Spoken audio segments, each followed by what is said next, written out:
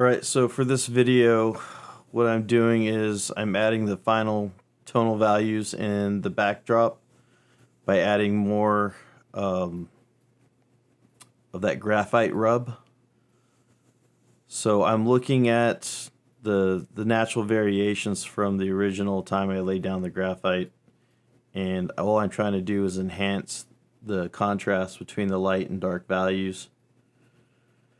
I'm going to go in with an eraser and lift certain areas out to create contrast, but right now what I'm trying to do is I'm trying to find all those spots that I want to be darker, and then also look at the spots that I want to stand out and surround those with darker values so I can get more of a contrast.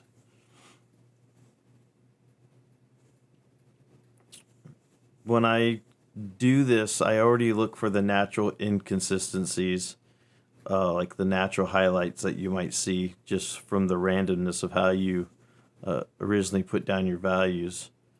And then I'll use whatever tool I think is best. So sometimes it's going to be a cotton ball, sometimes it's going to be tissue paper, sometimes it's going to be a Q-tip, sometimes it's going to be made from my homemade blending stump.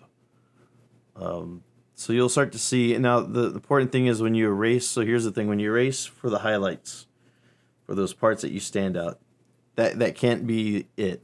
You have to go back in and you want to blend the edges in so you don't have those hard edges, because right now look, you can see all the hard edges that are coming in, and I don't want those hard edges to be there. Now if you're doing an effect where you want the hard edge and you need the hard edge, that's fine.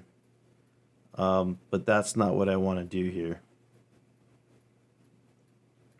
And then you're going to see me going in again, adding some darker values. And I have a paper to my right that I smudged a bunch of graphite down, really, really dark. And when I need to add slightly darker values, I take the blending stump, I take the tissue paper, I take the Q-tips, and I rub it in that dark value that I put on the separate piece of paper, and that lifts up the gray without going too black, and then I can go back into this drawing and do little subtle changes with it. So again, to the right of me, I have a scrap piece of paper that I put a really, really dark rub on, and when you see me grab tools and go over to my right, what I'm really doing is trying to lift some of that gray value off of it and add it to this drawing. I hope that makes sense.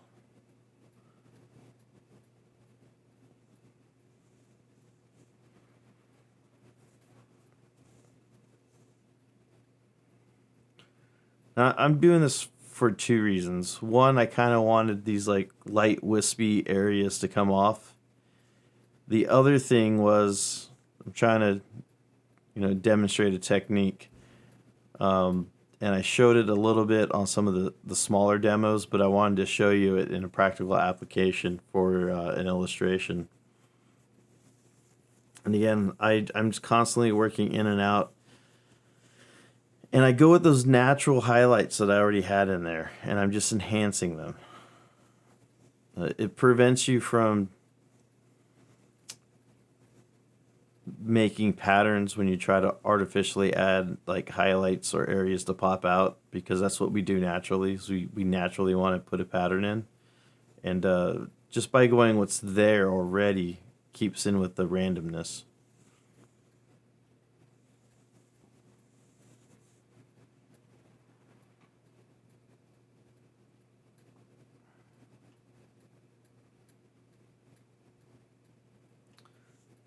So I'm speeding this video up about 6 times its natural speed, and the video's 7.5 minutes.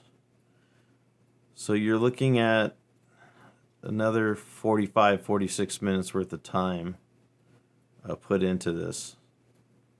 And at the end of the video,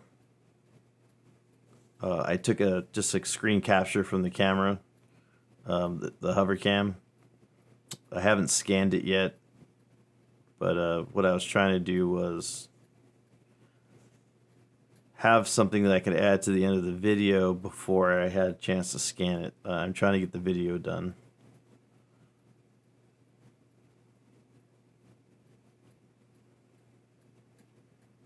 And again, you can see me going in. I'm accentuating those highlights by adding surrounding darker values. And then I go back in and I blend them in.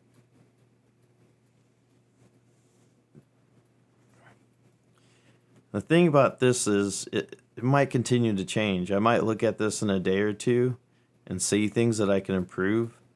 I still think there's things I can improve on the figure. I'm not 100% sold on the high contrast versus the backdrop, but we'll give it a day or two, then look at it.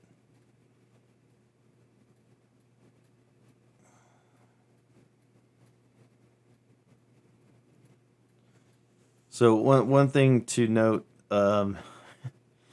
even after I spent all this time going through and refining it, as soon as I finished recording and I started getting things ready, I took another look at it, and even then I've worked in a few more details. You might notice them on that final print or the final image at the end of the video.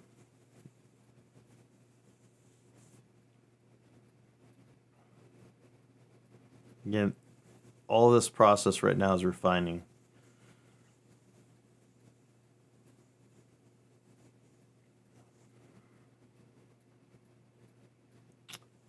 Okay, so I'm wrapping up.